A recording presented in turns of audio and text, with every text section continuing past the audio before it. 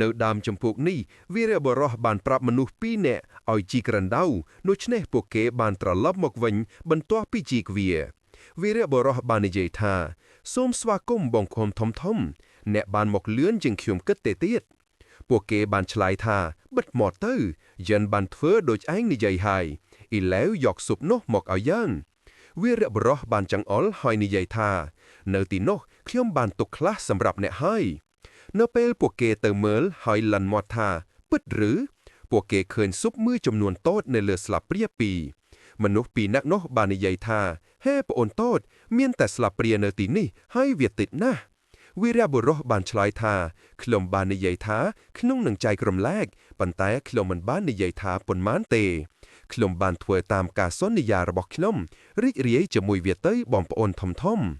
ពួកគេបានឆ្លើយយ៉ាងខឹងសម្បារថាអរគុណច្រើនណាស់បន្ទាប់ពីនោះវីរបុរសបានទៅរណ្ដៅដែលគាត់បានឲ្យពួកគេជីកគាត់គិតថាពួកគេប្រហែលជាទុកវាចោលពាក់កណ្ដាលប៉ុន្តែពួកគេបានធ្វើយ៉ាងពិតប្រាកដដូចដែលគាត់បាននិយាយគាត់បានគិតថាកម្រាស់នៃជញ្ជាំងនេះអាចទប់ទល់បានតែអក្ខរាវិរុទ្ធមួយផ្កាយប៉ុណ្ណោះខ្ញុំធ្លាប់បារម្ភថាខ្ញុំកំពុងបង្កើតមានៈម្ដងហើយម្ដងទៀតប៉ុន្តែមិនអាចប្រើវាបានប៉ុន្តែឥឡូវនេះខ្ញុំនឹងប្រើវាហើយបន្ទាប់មកវីរបុរសបានប្រើវេទមន្តជាលើកដំបូងក្នុងជីវិតនេះជាមួយនឹងវាគាត់បានបំបីជញ្ជាំងនៅទីនោះហើយនិយាយថាទីបំផុតខ្ញុំបាយមកដល់ហើយនេះគឺជាបណ្ដាល័យសម្ងាត់របស់គ្រួសាររិនខានដែលគាត់បានគិតថាខ្ញុំមិនបានមកទីនេះក្នុងជីវិតមុនរបស់ខ្ញុំទេដូច្នេះការឈរនៅទីនេះមានអារម្មណ៍ចម្លែកបន្តិចបងប្រុសរបស់ខ្ញុំបាននិយាយថាដើម្បីបាក់វា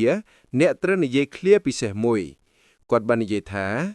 កូនរបស់ Rune Kendall ខ្ញុំបានមកលួងលោម Murakhan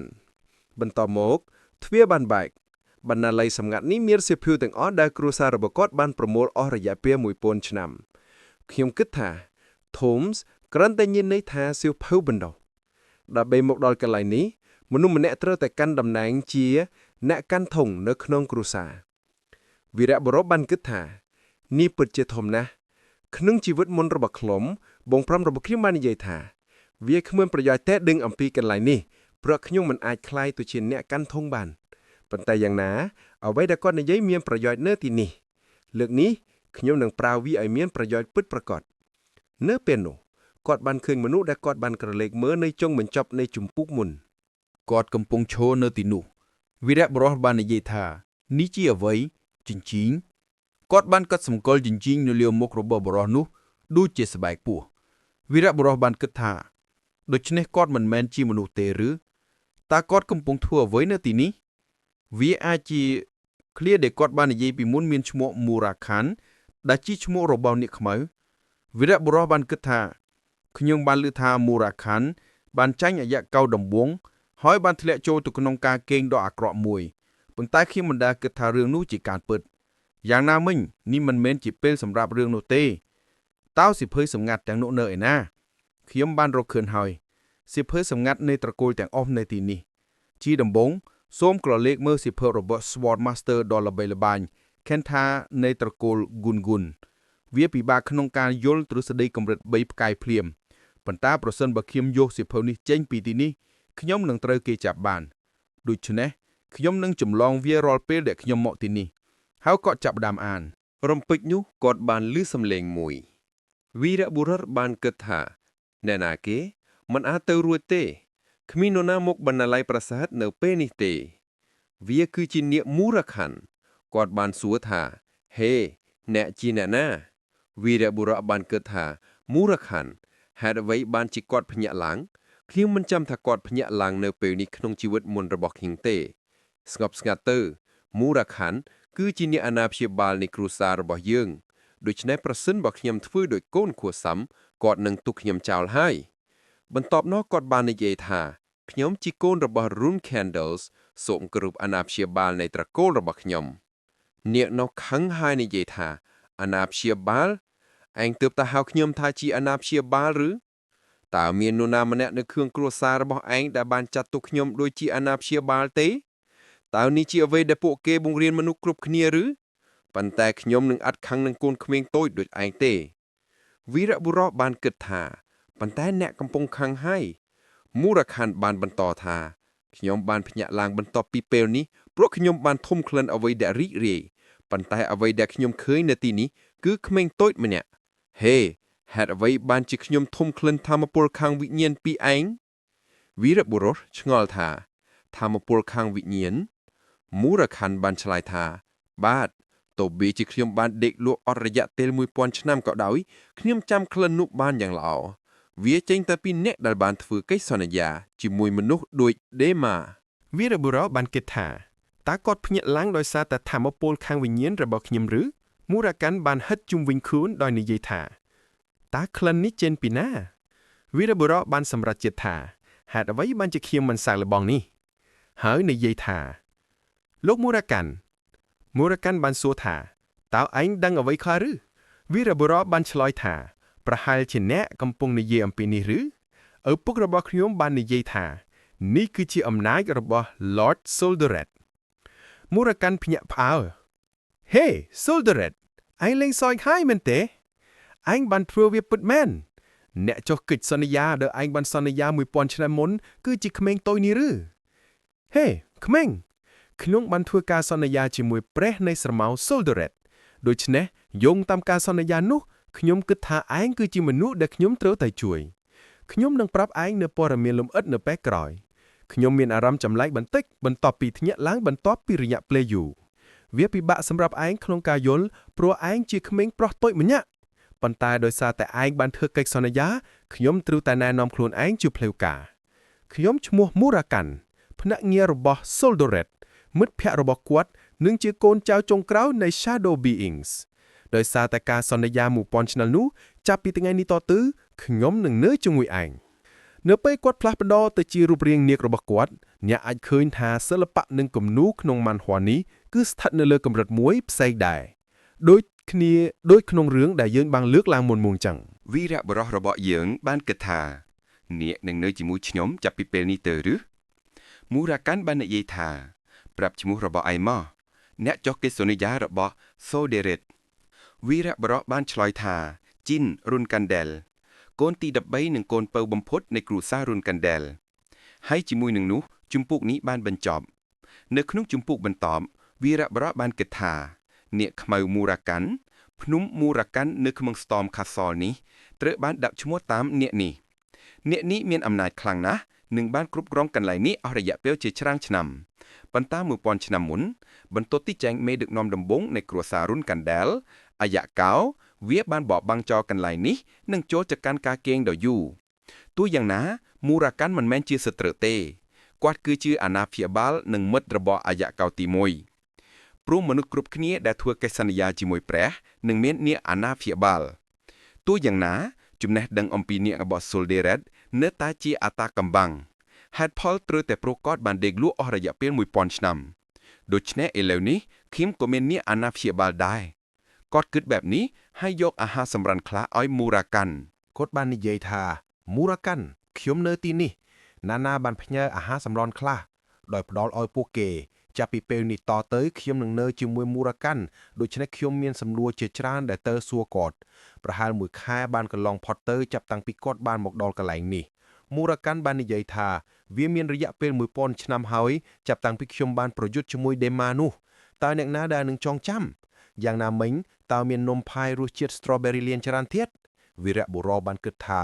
រឿងតែមួយដែលខ្ញុំបានរកឃើញអំពីមូរកាន់គឺថាគាត់ហាក់ដូចជាពិតជាចូលចិត្តនំផាយរសជាតិ strawberry ណាស់បន្ទាប់មកមូរកាន់បានសួរថាដូច្នេះតើឯងធ្វើអ្វីនៅទីនេះវីរបុរសបានឆ្លើយថាខ្ញុំចម្លងអ្វីដែលនៅខាងក្នុងព្រោះប្រសិនបើខ្ញុំយកសៀវភៅចេញទៅក្រោយខ្ញុំនឹងត្រូវគេចាប់បានមូរកាន់បានសួរថាតើឯងពិតជាយល់ទាំងអស់នេះមែនទេវីរបុរសបានឆ្លើយថាខ្ញុំយល់ប្រហែល 30% មិនលើសពីនោះទេមូរកាន់បាននិយាយថាសម្រាប់អាយុរបស់ឯងនេះគឺជារឿងធំណាស់អ្នកផ្សេងទៀតគ្រាន់តែឡើងសាយប៉ុណ្ណោះវីរបុរសបាននិយាយថានោះសម្រាប់មនុស្សធម្មតាប៉ុន្តែខ្ញុំគឺជា Rune Kendo នេះគឺជាការរំពឹងទុកតិចបំផុតពីយើងខ្ញុំមានបងប្អូនស្រី12នាក់ខ្ញុំមានឪពុកម្ដាយខ្ញុំមានមនុស្សចាស់ប្រសិនបើខ្ញុំចង់ឲ្យពួកគេទាំងអស់ភ្ញាក់ផ្អើលខ្ញុំត្រូវតែសម្រេចឲ្យបានច្រើនជាងនេះមូរកាន់តើអ្នកគិតថាអាយកាទី1បានយកសៀវភៅនេះប្រមាណភាគរយមូរកាន់បានឆ្លើយថាជាមួយដេម៉ា នៅអាយុរបស់ឯងគាត់មិនអាចយល់សូម្បីតែអក្សរមួយនៅក្នុងសៀវភៅនេះទេប៉ុន្តែទ្រឹស្ដីនិងការប្រយុទ្ធពិតប្រាកដគឺខុសគ្នាគាត់បានប្រយុទ្ធយ៉ាងល្អដោយមិនបានអានសៀវភៅឯងមានទេពកោសល្យដូចគាត់ប៉ុន្តែឯងមិនមានច្រើនដូចគាត់ទេវីរៈបុរសបានសួរថាតើវាមានន័យថាខ្ញុំមិនអាចក្លាយជាដូចអាយកោទី1បានទេមូរ៉ាកានបាននិយាយថាដូចដេម៉ាដែរឯងក៏បានធ្វើកិច្ចសន្យាជាមួយព្រះនៃស្រមោលឯងក៏អាចអានសៀវភៅបានដែរឯងនៅតែជាក្មេងប្រុសម្នាក់ដូច្នេះបន្តហ្វឹកហាត់ដោយមិនឈប់ឈរកុំបាត់បង់ការអត់ធ្មត់ប្រសិនបើឯងធ្វើបែបនោះឯងអាចក្លាយជាខ្លាំងដូចគាត់ហេតុអ្វីឯងអាចនឹងក្លាយជាខ្លាំងជាងដេម៉ាទៅទៀតវីរៈបុរសបានសួរថាតើអ្នកពិតជាគិតដូច្នោះមែនទេបាទតើឯងស្គាល់រហស្សនាមរបស់ Soldoret ទេវាគឺ Infinity ឬគ្មានកំណត់នោះមានន័យថាអំណាចរបស់គាត់គ្មានដែនកំណត់ដូច្នេះអំណាចរបស់ឯងដូចជាឯងមានកិច្ចសន្យាជាមួយ Soldoret នឹងពិតជាគ្មានដែនកំណត់ដូច្នេះកុំបាក់ទឹកចិត្តដើម្បីឲ្យឯងមានអារម្មណ៍ល្អប្រសើរឡើងតើឲ្យខ្ញុំបង្រៀនឯងនៅជំនាញមួយបានទេវីរៈបុរសបានសួរថាជំនាញអ្វីមូរ៉ាខានបានឆ្លើយថា Spiritual Release ការប្រជែងថាមពលខាងវិញ្ញាណវាជាអំណាចដែលអ្នកដែលប្រើថាមពលខាងវិញ្ញាណត្រូវតែរៀនវាជាការចាប់ផ្ដើមនិងចុងបញ្ចប់នៃការប្រើប្រាស់ថាមពលខាងវិញ្ញាណប៉ុន្តែការប្រើវាដោយគញ្ញាណការហ្វឹកហាត់ត្រឹមត្រូវគឺមានគ្រោះថ្នាក់ខ្លាំងណាស់ដូច្នេះសូមចំណាយពេលរបស់ឯងហើយរៀនវាឲ្យបានល្អវីរៈបុរសបាននិយាយថាអូខេខ្ញុំយល់ហើយមូរ៉ាខានតើខ្ញុំគួរធ្វើអ្វីមុនគេមូរ៉ាកានបាននិយាយថាដំបូងឯងត្រូវរៀន Mana Release ការបញ្ចេញ Mana វីរៈបុរសភ្ញាក់ផ្អើល Mana Release ហេតុអ្វីគាត់បានសួរដោយគិតថាខ្ញុំបានធ្វើរឿងនេះរាប់រយដងក្នុងជីវិតមុនរបស់ខ្ញុំហើយមូរ៉ាកានបានពន្យល់ថាឯងអាចធ្វើ Spiritual Release បានលុះត្រាតែឯងជាម្ចាស់ការបញ្ចេញ Mana និង Mana Transfer ការផ្ទេរ Manaដូច្នេះឯងត្រូវហ្វឹកហាត់រឿងនេះសម្រាប់រយៈពេល2ឬ3ឆ្នាំខាងមុខវីរៈបុរសបានគិតថា2ឬ3ឆ្នាំវាយូរពេកហើយមូរ៉ាកាន់បាននិយាយថាប៉ុន្តែប្រសិនបើឯងមិនស្គាល់មូលដ្ឋានគ្រឹះខ្ញុំមិនអាចបង្រៀនឯងនៃជំនាញខ្លាំងៗបានទេវីរៈបុរសបានប្រើ Mana Release ហើយនិយាយថាមើលខ្ញុំអាចរៀនវាឥឡូវនេះបានទេមូរ៉ាខាន់ភ្ញាក់ផ្អើលតើឯងបានធ្វើបែបនោះដោយរបៀបណាគាត់បានសួរវីរៈបុរសបានឆ្លើយថាខ្ញុំអាចធ្វើវាបានពីមុនមកហើយមូរ៉ាខាន់បាននិយាយថាកុំប្រាប់ខ្ញុំថាឯងអាចធ្វើ Mana Transfer បានដែរណាវីរៈបុរសបានបង្ហាញវានោះផងដែរមូរ៉ាខាន់បាននិយាយថាមានតែទេពកោសល្យពិតប្រាកដទេដែលអាចធ្វើបែបនេះបានឯងពិតជាមានទេពកោសល្យច្រើនណាស់វាហាក់ដូចជាយល់ព្រមខ្ញុំនឹងបង្ហាញឯងថាតើ Spiritual Release មើលទៅដូចម្ដេចវីរៈបុរសបាននិយាយថាអូខេមូរ៉ាកានបានពន្យល់ថាថាមពលខាងវិញ្ញាណមកគ្រោកឯងតាមរយៈស្រមោលទាំងអស់នៅក្នុងពិភពលោកនេះបានកើតចេញពីឆន្ទៈរបស់ Soldoret ដូច្នេះម្ចាស់នៃស្រមោលទាំងអស់នៅក្នុងពិភពលោកនេះគឺ Soldoret ឯងគឺជាមនុស្សតែមនាគតដែលមានកិច្ចសន្យាជាមួយ Soldoret ដូច្នេះឯងក៏នឹងក្លាយជាម្ចាស់នៃស្រមោលទាំងអស់នៅក្នុងពិភពលោកនេះដែរអញ្ចឹងតើវាដូចម្ដេចដែរក្មេងនេះគឺជា Spiritual Release វីរៈបុរសមានអារម្មណ៍រំភើបយ៉ាងខ្លាំងអំពីវាបន្ទាប់មកឈុតឆាកបានកាត់ទៅកន្លែងមួយទៀតដោយបង្ហាញបងស្រីរបស់វីរៈបុរសគឺ Luna Knight ម្នាក់បានរាយការណ៍ថាលោកស្រី Luna តំបន់នេះត្រូវបានបោសសម្អាតហើយ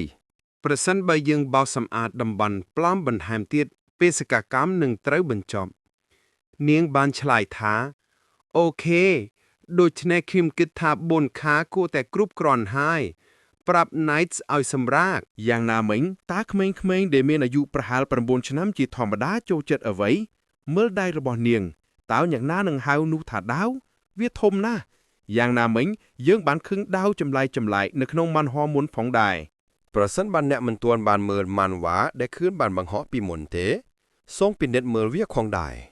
វាជាម៉ាន់វ៉ាដែលមានគុណភាពខ្ពស់ជាមួយគ្នានោះ